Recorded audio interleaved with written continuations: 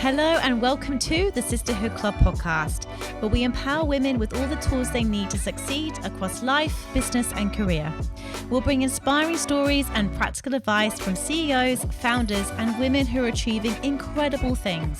So join us and let's shape our futures together. Alyse Sue, thank you so much for being on the Sisterhood Club podcast today. Absolutely amazing to have you here today. For those of our audience who don't know who you are, could you start by giving a little bit of introduction into who you are, your experience, your background, and we'll go from there. Over to you. Thank you so much for having me on the pod. I'm so excited to speak to you both today. So a little intro about me. So I have two roles at the moment. I am Director of Metaverse at KPMG, and I'm also the co-founder of Transhuman Coin. So at KPMG, my role is to build new business models based on metaverse technologies, including blockchain, XR, and all the other things around Web3, such as NFTs, crypto, and even DAOs. So interested in all different layers of the metaverse. And so my role is basically being a futurist and also an entrepreneur all in one. And on the other side, for Transhuman Coin, I am there to drive the community and also around our strategies. So Transhuman Coin is a DeFi project where we use that as a mechanism to fund science and technology projects that help us overcome limitations of human biology. So things like exoskeletons, even gene editing, and even funding the Tesla wheelchairs, as a few examples.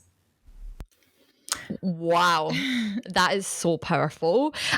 There's actually quite a lot to touch upon there, but what I love is just what you've touched upon in terms of acknowledging how technology can have such a positive impact on humankind. And that is one of the things that we feel so passionate about in terms of technologies of the future and how they're going to evolve. It's all about who's going to have a seat at the table and who is going to be using the emergence of these technologies as a force for good and as a force for positive impact. So could you tell us a little bit more about that? Because I think there is such a curiosity in terms of even all the terminology and everything that goes around about it. It can be quite scary, but ultimately the thought that these technologies can actually be the Tesla for wheelchairs. What are you sort of seeing in terms of how the emergence of new technologies are actually going to be used for a force for good? And certainly you feel free to have a chat about some of the more specific projects that you think are going to make change in the world. At the beginning of my journey, when I co-founded Transhumanism Australia, which is the community that we started about 8 years ago. So it really started as a meetup, and then we eventually grew it to about 20,000 people globally. And it was a meeting of minds where I wanted to create a community where I could meet other people who were also interested in things like artificial intelligence, blockchain, and just the ideas around open source and self-sovereignty. So all these technologies and trends are really is what transhumanism is about. So with transhumanism, there's 3 pillars to what we're trying to achieve: super longevity, super well-being, and super intelligence. And this is why all those technologies that I just mentioned really fit into the transhumanist umbrella. And when I first co-founded this community and we started spreading the word about what we do, there was a bit of a backlash.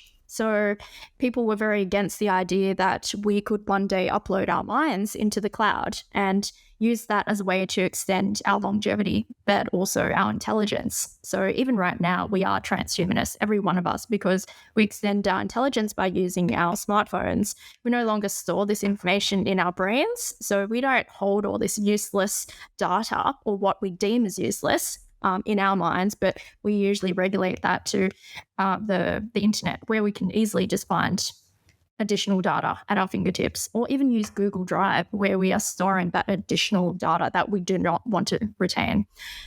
So on that, there wasn't a really great reception, but then eventually a lot of people came to the idea of transhumanism because, like I said, we already are transhumanists. We use our phones. We also have pacemakers. We have the cochlear implants. So this, in a way, is allowing us to achieve those things with transhumanism and doing the merging of machines and humans. So this is where we can think about how technology has had a great impact on humanity. So even taking the technologies such as cochlear implants, it's allowed people who didn't previously have the ability to hear to have that capability. So how can we say that we shouldn't be working on these technologies which give people a greater quality of life? And this applies to many other things which are coming down the pipeline, including brain-computer interfaces. So Elon Musk has this company Neuralink, which makes these chips, these implants, which are very tiny. They're about the size of smaller than our fingernail, I believe. And coming off that are these little wires, which are thinner than our human hair. So compared to the past, devices or brain implants, they're actually quite non-invasive. So what he's attempting to do with this is he wants to restore the ability of people who have had brain damage via an accident, as an example, or, others who are born with some limitation to give them additional abilities. So to restore their memory, to restore their cognition, or perhaps they've been paralyzed in an accident. So in this way, we are using these technologies just as we have done in the past for the betterment of humanity and to create that positive impact that you mentioned. I want to jump in here because this is a really, really important topic, and I'm really glad that we've gone here today because I think part of the reasons and one of the barriers to entry for women coming into technology is that they just hear all these bad headlines. Like, for example, right, the Neuralink that you're talking about with Elon Musk. When I first heard about that, and I can't remember the way it was marketed or the way it was mentioned, I was instantly petrified of that, thinking, oh my God, imagine putting a chip in my brain. This is terrible. The technology is just evolving in not a good way. It's going to be like Terminator. And we see all of these images of where technology could go to if we're not careful. I think that kind of puts up these barriers and these scarcities, especially for women who are like, I don't want to even get involved in that. That's scary. Do we want to be living in this virtual world? What's wrong with our world now? And there's a lot of confusion. But I think what you're really saying is that technology is a force for good if in the right hands, which is why we need the right people having a voice, having a seat at the table. So I think what you're speaking about, Alyse, is so important because this excites me. Now sitting here, I go, wow, like what impact could that have on people's lives? People who, are struggling, people who have got, been in accidents and aren't able to communicate. That is incredible. The fact that we could utilize this type of technology in such a positive way. I'm curious to know where this excitement and where this curiosity from your point of view came from. Have you always been interested in technology? Did you always have an interest growing up, or has it been something that developed sort of later on in life? Like, where did that stem from? Initially was from my interest in making money. So I wanted to invest, and I was looking at, well, what do I invest in to invest in the future? Why not do that? So let's look at the technologies that are driving the progress in the future. And this is where I came across the term transhumanism and all the technologies that fall under it. So I started looking into gene editing, brain-computer interfaces, artificial intelligence, and most of these technologies came under the purview of the big tech companies. And this is when I started realizing that we could be left behind if we didn't take an active role and interest in being a part of developing these, and actively, like you're referring to being a part of the teams that are driving and creating these technologies.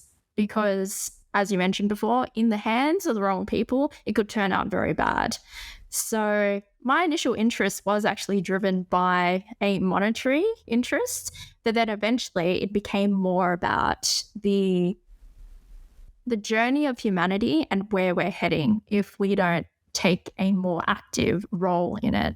And this is where I also realized that there's not a lot of diversity in tech, like you alluded to before, and certainly not enough women. And I believe that it is getting a lot better. We are seeing more women in technical roles.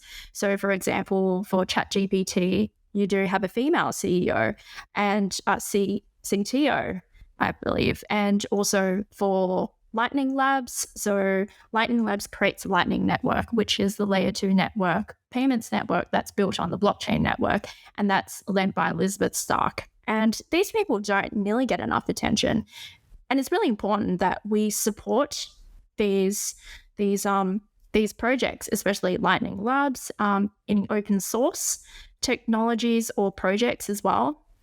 So if we take the example of generative AI, there's a few large players out there. There's not many that can pour enough resources to creating these large language models. So you've got OpenAI, you've got Google, and possibly DeepMind, and also Stable Diffusion. So Stable Diffusion is the only open source one at the moment. And we've all seen in the past few weeks, we've seen how much progress the closed models have made. But what if we locked out that and we aren't actually having an active say in the progress of these and how it's going to be used and how it affects our lives and, more importantly, our livelihoods? Mm-hmm. Mm-hmm. I really love that. And I think if we could just go back to that sort of scarcity mindset and the fear around how technologies are progressing. And I think a lot of the chat around AI and the evolution of technology is driving a lot of fear in the mainstream at the moment. And I think it's because of all the chat about how it's going to evolve jobs, it's coming for your jobs. How do you feel like the evolution of these technologies and World 3 becoming more mainstream, the world of Web 3 becoming more mainstream, blockchain technologies, in your opinion, how are these going to positively impact the world of work? And what sort of careers do you feel are going to become more in demand? And to add on to that, what courses and what type of technologies would you encourage women to start getting curious about in order to keep their skill sets really up to date as the world progresses? I do want to address that fear. I think that fear is justified. So AI, for example, the developments and how far it's come has probably come a lot faster than we thought. We always hear about this in movies. We see these sci-fi movies and read books about it. I even read a book called Mana. So Mana was written in 2003 by Marshall Brain. It's free. It's very short, 100 pages. You can read it on the internet. And it talks about how AI has replaced the low-wage workers. And eventually it's going after everybody's jobs. So Mana, I believe, was called that because it was replacing the managers, the middle managers, basically, who used to manage the low-wage workers, flipping burgers. And that's exactly where it all started, in all those burger chain restaurants, and how people could put on a headset and it would just tell the worker exactly what to do. Flip the burger, wait for 3 minutes, flip it again. Go check the bins, the bathrooms, etc. Greet the customer and tell the worker exactly what to say, so that it no longer had autonomy. We were actually completely driven or controlled by the AI itself until we took the headset off at the end of our shift. It's not a great way to work. So I think that future is actually possible. This is a fictional future that was written out in these books, but it is a reality that we have to think about that is possible. But then on the flip side, like you said, there is also a very positive element. So with AI, it can free us from doing all the main mundane, dangerous activities that we don't want to do and which AI is perfectly suited to. For example, lifting heavy machinery, digging things out of the ground. It's all very dangerous work, especially in the mining sector. And increasingly in mining, it is being automated and replaced by these automated machinery and equipment, and there's actually no one out in the mines, maybe just one or two people who have to maintain the equipment. So it is actually freeing us to do a lot more interesting work that we're interested in. However, does it mean that it's also creating additional jobs or opportunities for us fast enough? That is. So if we go back to what are the opportunities that Web3 and blockchain offers, I believe it is.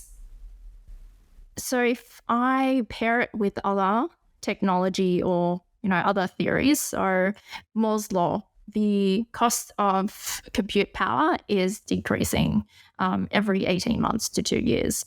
Then you've got the Web3 movement, which is about people demanding more privacy, ownership, and security. If you pair those two up together, and if we think like entrepreneurs, this means that we can actually, or we should think about building more products, which because technology is getting cheaper and more accessible. For example, the latest advanced AI, we can actually just use an API call via, Azure, and we can access the latest at our fingertips. And we pair that with the demand from users where they want more privacy, ownership, security. We can think about how we can build products which cater to that demand and which cater to where society is going. So I think it provides us a lot of opportunities if you're entrepreneurial to think about how you fill that gap and how you can create more equality in the products that you use. A classic example is going to be around the privacy aspect and these tech companies using our data. Now, maybe a lot of us don't care about that. And I certainly, I'm all for, I'm accessing really good products like Gmail, and I know that they're using my data. I care, but don't care at the same time. But can we use the technology and the increased accessibility we have to these technologies to build greater products that are built on these Web3 principles? For example, offering people the revenue share when people's data is being used to build products. As for the point about where women should be looking at upskilling so that they can prepare themselves to, say, enter a career in Web3, I believe that women naturally have really great skills already. So that will translate into new career paths if that's what you choose. But even things like, let's just say you are working in accounting. Accounting is required for Web3. So because a lot of this is regulated as well, if you're a public company, you have to do your financials. And also it will be driven by regulation where they want increased transparency into what consumers are actually getting themselves into. Is it a safe, financially sound product and company that they're investing, their resources or actual money into? And then let's take marketing, for example. Marketing, easily transferable. It's just a different product or a different sector that you have to learn about. So I believe we all have really transferable skills, regardless of, age or gender. And if we're looking for practical courses to do, I really like some of the courses on, I believe it's called Rabbit Hole. Is that okay? I've heard of that. One? Yeah, I have heard of that. Yeah. So you actually get rewarded. It's learn to earn. So you are actually participating or using a Web3 product as well as learning about Web3. I love that. And you said something really important there about, the whole transferable skills piece, because this is something that Pam and I preach over and over again. It's like, if you're making a career pivot into technology, you do not need to take a salary cut. In fact, you could be potentially on more money doing the very same job, but for a tech company, because tech companies generally do pay higher salaries, as Pam and I have seen from over a decade now of recruiting. So this is why we are passionate about really starting to encourage women to explore opportunities, be curious, And, like, a lot of I've got amazing friends and they're in business development and sales, and a couple of them are working for beauty companies. And I said, have you ever considered a career doing that in technology? And they're like, not really. And I was like, well, you should, because the commission is absolutely incredible and the money is fantastic. And they're like, oh, okay, I hadn't really thought about that. And then they looked into it and they've gone, oh, actually, this is a really interesting product. I might be actually interested in applying for this. So I was like, you absolutely should. So I think these are the conversations that is really important to have. It's just like not just being like, no, that's a techie company, that's for men only.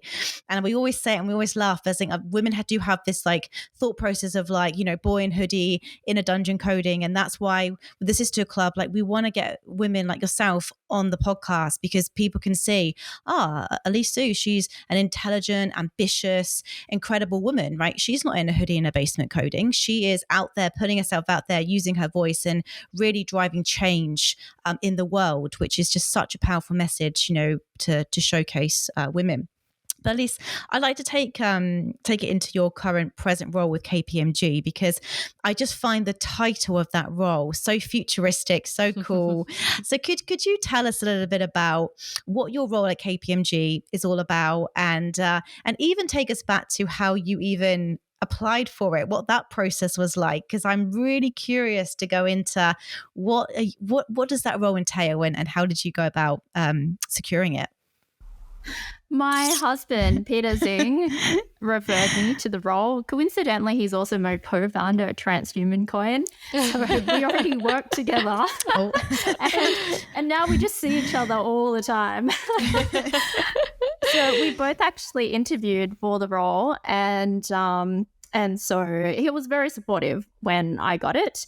And even now, sometimes we do work on some initiatives, because we're both sort of in the metaverse area together at the firm. So he looks after more of the immediate opportunities around consulting for metaverse initiatives. And then I'm looking at building a venture. So what we do in the KPMG Futures team, which is the business division I sit in, is we build ventures. So we've already got a few successful ventures. So they're product-based businesses, and it's very different to what we traditionally offer to our clients, because most of our revenue comes from audit and advisory work, and we traditionally have not built these product-based businesses.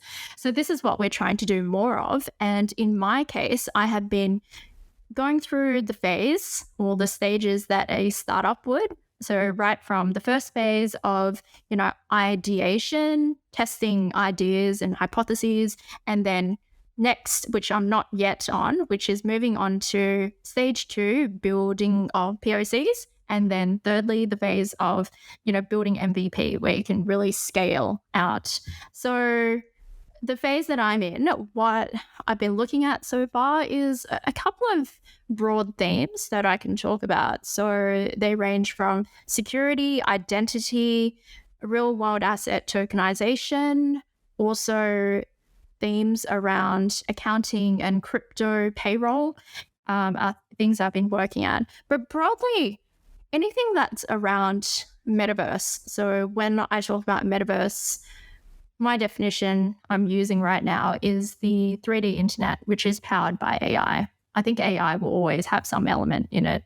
Or you could think of it as 3D virtual worlds, which access via the internet and could be blockchain-based or not. I'm interested in the blockchain-based metaverse. When we think about what is required for the metaverse, I look at it in terms of a few layers. So if we look at the metaverse stack, there is the infrastructure layer, and that's where you have your networks like Ethereum and, Hedera coming in at that layer. And then the next one is the tools. So OpenZeppelin, Snapshot, all those tools that developers use to build real applications and use cases on top of. So which brings us to the next layer, which is the third layer. That third layer is all the dApps that we use, all the use cases. So all the DAOs sit there. Also all the decentralized exchanges like Uniswap, SushiSwap, and even some of the games. So Illuvium and all the... I've got a mind blank, but there's many great games out there. Mm-hmm. And then lastly, you've got that access layer. So that's where the UI comes in. How do you access the metaverse? And that could be via 3 different ways. So you've got your browsers, so mobile or desktop. Then you've got your VR, AR headsets. So it doesn't necessarily, people like to, or sometimes think of Metaverse and they think of VR, AR immediately. This is just a way in which you can access the Metaverse. And then lastly is the Web3 native way of accessing the Metaverse, which is via crypto wallets. So you bypass the browser, like completely. I don't know when we're going to get there. We always talk about we're going to access everything the Web3 native way. It hasn't really happened so far. And I think that's a really big opportunity. So this brings me to the other topic or area I'm interested in, which is the digital asset wallets. So those who own the wallets will own the gateway to the Metaverse. And I think this is a very critical area that if anyone wants to build competitive advantage in, should be looking at. Mm-hmm. Mm. Amazing. And if I could just like sort of because you've recently went through a bit of an interviewing process, you've went through an onboarding process as well. Like we've actually got a couple of women that have recently reached out to us, and they are either thinking about coming back into the workplace after having a little bit of time out to raise their family, or women that are about to make a bit of a career pivot into technology. And they're really curious about how they can set themselves up for success in an interview process. Could you sort of talk to either like your experience on recently sort of interviewing and getting onboarded, or if you've recently been in a position of hiring and hiring resources, like what would your advice be to women that are going to be embarking on an interviewing process for careers in technology? Like how can they best prepare? How can they set themselves up for success in an interview? Most of the interviews I've been in have very much been based on the STAR method. So, using that STAR framework, a lot of it is behavioral-based interview questions. Apart from that, so I forgot to mention I'm also a software engineer. So I worked as a software engineer for about 4 years and building blockchain-based applications, but also just normal Web 2 applications. So when you're going for technical roles, such as a developer, you will have to do some coding exercises, and they will probably be in the form of some whiteboarding exercise where it's a sort of like a trivia question that you have to answer. So they'll ask you, how do you efficiently sort everything from A to Z, alphabetically? Can you write me the algorithm to do so? And then so you'll be writing on this whiteboard, or in this case, just, on your screen. And you have to be able to talk through how you actually, how you came up with a solution and why you're proposing this and how efficient you think it is. So there is some sort of way to assess how effective or efficient your algorithm is going to be. There's a good way and a terrible way to write things, but they all work in the end. When it comes to being Web3 or doing Web3 interviews, it's important to demonstrate that you understand Web3. And usually anyone who comes to me asking how to get into this space, which I believe you're both more the experts on, though what I try to impart to them is try and get as hands-on with Web3 as you can by doing, say, these 5 things. So first, buy some crypto. So you're probably going to need a crypto wallet. So number 1, sign up for a MetaMask. And 2, go onto some exchange, centralized or decentralized exchange, to buy some. Usually you're going to have to start with centralized, my bad. So you can buy some crypto.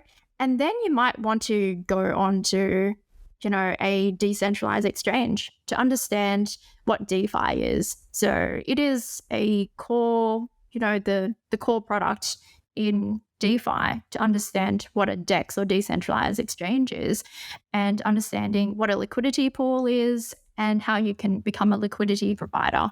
So that's the next step. So that's already covered crypto, DeFi, and then the next thing you want to cover, which is the 4th thing, probably NFTs. So why not go onto some marketplace and, go buy an NFT with the newly acquired crypto you've got.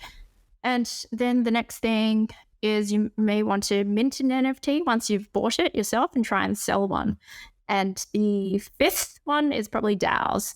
So Now you may want to join the DAO. So maybe the DAO of the decentralized, which is the decentralized exchange that you have just, participated in. So if I could just sum it up, get involved in crypto, DeFi, NFTs, and DAOs, and I think you're pretty set. You can read about it, but you will never be able to fully understand it until you participate.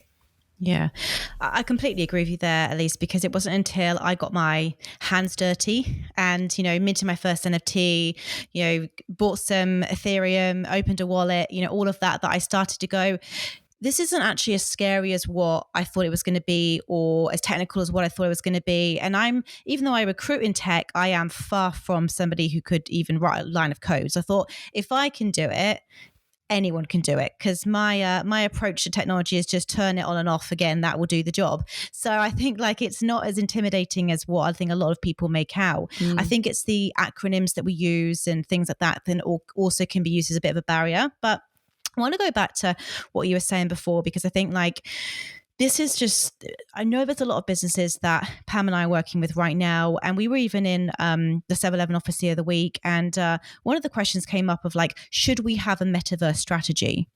And I think I always try and think to myself, who is listening to this? I think there's going to be a lot of of our clients listening to this. And do you think Web2 companies, bigger brands, should be looking into Web3 technology? And if they are, where would be a sort of good place to start for businesses wanting to explore this new technology and this new world? Congratulations on the 7-Eleven partnership, by the way. Yeah, thank you. Thank you. They're doing some amazing things, and we didn't want to partner with anyone, but what they're trying to achieve is incredible. So yeah, it was a great honor to partner with them for sure. Absolutely. So yes, I do think it is important to have a metaverse strategy. The pattern I've seen with companies is they want to enter the metaverse due to two main reasons. Firstly, it is about engaging customers in a new way. And secondly, they're looking for new revenue streams. So the customer engagement piece is probably what 7-Eleven is looking at doing. And we've actually got a really good example, if I'm allowed to speak about it, Starbucks. So yes, Starbucks, they're not, I wouldn't even say they're Web2 really. They're brick and mortar company. They don't actually sell anything online. But they found a new way in which they can engage their existing customer base and bring them online, as well as potentially build a new revenue stream through the selling of digital items or creating these digital items that have a monetary value that will be traded in the marketplace. So boom, you have a new revenue stream. So with Starbucks, it's a really important example, I think, because they're a really old brand. They haven't been doing too much that is particularly digital, I believe, in the last couple of years, but they've gone all in. They've spent a couple of $1 million on this initiative, and they've been able to bring the mainstream in. And like you said, they're not using jargon. They're using terms that people are familiar with, digital collectibles, digital items, or, loyalty, reward items, things that, language that you and I speak. So it makes it less scary. When it comes to the overall strategy, I can see already that you've got all these large luxury labels and fashion labels who are already thinking about the overall strategy. They're not just saying, we're going to release an NFT collection. They're thinking about what do they release one by one that makes sense, that will bring their mainstream audience on board. So at the very start, it's getting the people at the fringes interested. So LV, they have Louis the game, I believe. And, it's a fun, cartoony game. Not many people, maybe not all their customer base will be interested in playing the game. Perhaps their younger generation. I'm just going to make this presumption. So first they released the game. And it was only after they collaborated with Beeple to release an NFT collection that is, their in-game items that you could collect. And this is a really clever way in which it was well thought out. They didn't just go out and say, we're going to release an NFT collection because everybody else is doing it. And I believe that is part of a broader, strategy. Nike is a very good example as well. They've got not just firstly, they acquired Artifact, and then now they've launched Dot Swoosh, which is their entry to the metaverse, they say, which firstly was their initiative was to allow people to design their own sneakers. So I think we have a lot of examples to draw upon from these large corporates and how much they've invested their time and money into. I think it's really exciting. And I think that one thing that really excites me is that these bigger brands that women also know of, Nike, Louis Vuitton, Gucci, they're all entering the Web3 space, which is also going to encourage more women to be curious about technology, which is always something that, again, I always come back to is like, it's not just for boys. It's like, oh, look at all of these well-known brands also doing really cool things. And that Starbucks example is just such a prime example I use over and over again. Is like, that's how we're going to onboard more people without even realize that they're really interacting with the technology. And I think that's when it will start really hitting the mainstream, which will be really exciting. But curious, obviously, to sort of hear your thoughts on like what are you excited about, about the sort of the future of like where this could go. I mean, we touched upon at the start of like all of the incredible, ways that we can really help people. But where do you think we're going to be? And obviously, this is just your prediction and your opinion. But let's say 10 years from now, are we going to be doing this podcast with, our VR headset in? Are we going to be, in the metaverse recording? Like, how quickly do you think we're going to get there? Are we going to get there? What's your sort of predictions of how we're going to evolve this technology? The singularity will happen in 2045. So we've got about 21, 22 years. So if you believe in the technological singularity, that's when machine capability will surpass human capability. So, this means a lot of different things. If we refer to the movie Her, which is basically what Bing is building. I don't know if you remember this movie. So Her is a very intelligent operating system, and eventually it gets so intelligent that it decides that it's just going to, leave all the humans and they're going to explore the multiverse. So this is a possibility that, that we could get to the stage where we have artificial general intelligence that, like we've seen in the movie Her. Where are we heading? If we reverse engineer and look back, so if we say, what will the world look like in 10 years' time? So we've got lots of developments happening in brain-computer interfaces. This is important for the metaverse because it will allow us to upload our minds into the cloud. So we could be living in these data centers instead. It will also allow us to upgrade our intelligence. So if we imagine the movie The Matrix, where we could just download a module, you download the Kung Fu module and he's like, yeah, I know Kung Fu now. That would be very cool, by the way. Exactly. I can't retain the information that I've learned over the last 10 years. But could you argue then as well, sorry to cut in, but again, this is just where my thought went then. It's like, could you argue that's because also of technology, because we're so distracted and because we live in such a fast-paced world? Like on the other end, is that because we're living in a world where we've got so much stimulation that we're not able to sit and learn and read and like retain that information? Like, are we going too far the other way? Are we sort of like giving up our own human power by saying, oh, I can't learn this, so wouldn't it be great just to put a chip in my brain and then I can just upload things quicker? Are we giving away our power to technology by doing this? That's always what I'm sort of thinking about as well in my own mind. Just curious what your thoughts are on that as well. We perhaps naturally can't retain all the information that we hear about, that we read about. We've probably got a biological limitation. I don't have the stats to back that up. And we are always trying to hack it. We've got these productivity hacks, which try to make us, focus better. But we still don't reach the ceiling of what we're capable of, I believe. And this is where we need to use technology to do that. So for information retention, this is why we write down notes. Yeah. So we've already outsourced that to, other technology, whether that was, actual smartphone or paper and pen.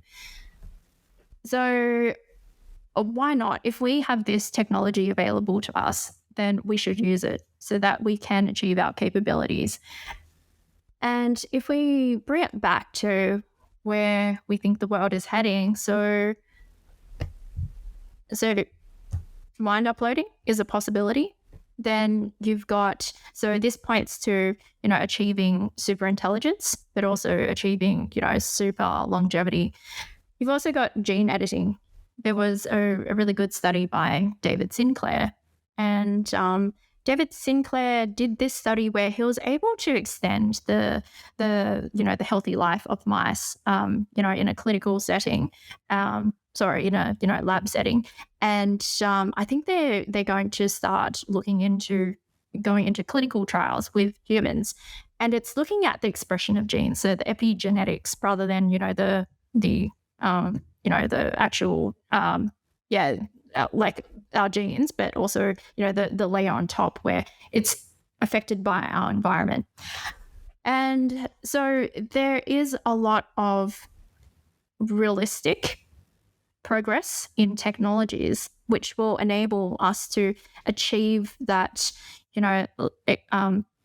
longer life for humans, living longer and healthier.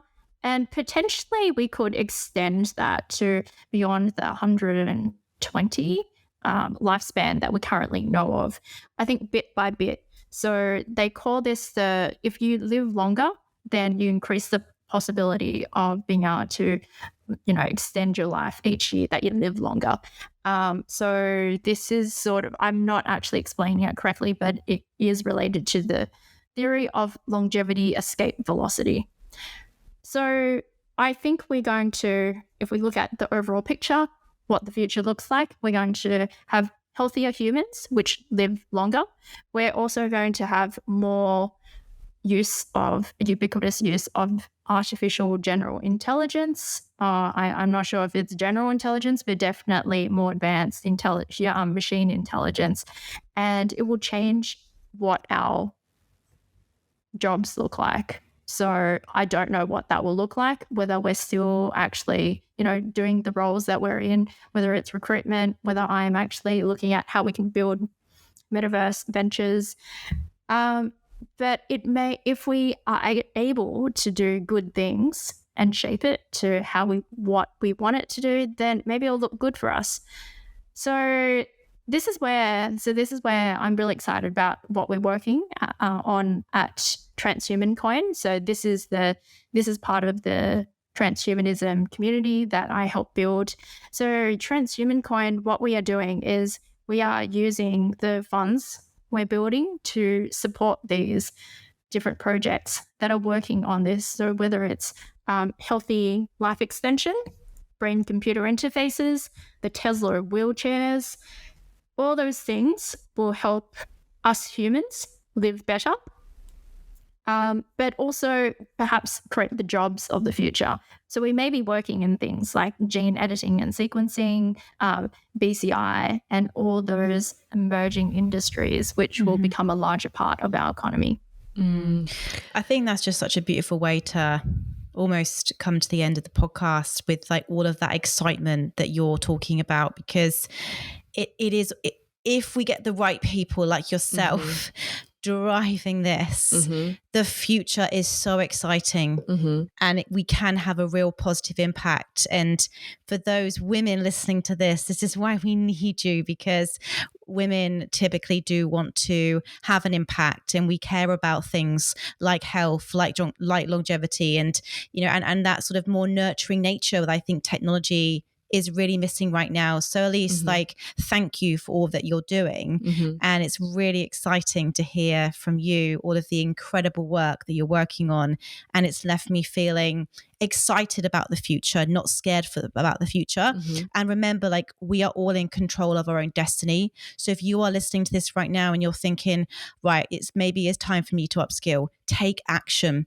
don't wait, because you do not want to be one of those people in 10 years time that you haven't upskilled and you are left behind. So please take action. For every single one of you who's listening to this now, go away, look, research, open a wallet, do whatever you need to do just to kind of really sort of start immerse yourself in this new technology, in this new world, because you will really benefit from it. But Alyse, where can we send people who want to find out more about yourself and what you're working on right now?